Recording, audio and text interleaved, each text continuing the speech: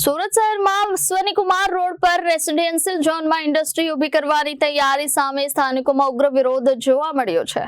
સુરતની અશ્વનીકુમાર રોડ પર આવેલ ટીપી સ્કીમ નંબર 4 થી 23 ના ફાઇનલ પ્લોટ નંબર 4 થી 23 ને લઈને વિવાદ ઊભો થયો છે।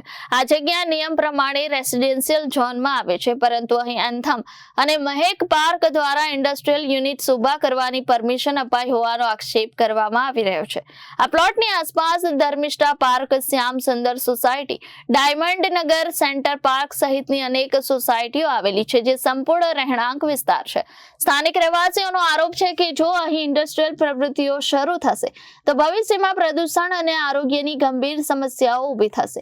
આ મુદ્દે આજે સ્થાનિક નાગરિકો દ્વારા મોટા પાયે વિરોધ પ્રદર્શન કરવામાં આવ્યું, જેમાં 200 થી વધુ લોકો જોડાયા હતા। લોકોની માંગ છે કે રેસિડેન્શિયલ ઝોનમાં ઇન્ડસ્ટ્રીને કોઈ પણ રીતે પરમિશન ન આપવામાં આવે અને પાલિકા તાત્કાલિક આ નિર્ણય પાછો ખેંચે। મારું નામ સમીક્ષા જોગાણી છે। હું ધર્મિષ્ઠા પાર્કમાં રહું છું।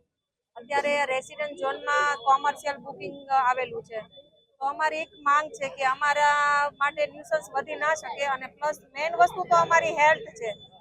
તો ઇન્ડસ્ટ્રીઝ આવશે તો અમારા હેલ્થમાં પણ પ્રોબ્લેમ કરાવશે, તો અમારી એક જ ઈચ્છા છે કે ગવર્મેન્ટ આને રેસિડેન્ટમાં કોમર્શિયલ અપ્રુવલ ના આપે।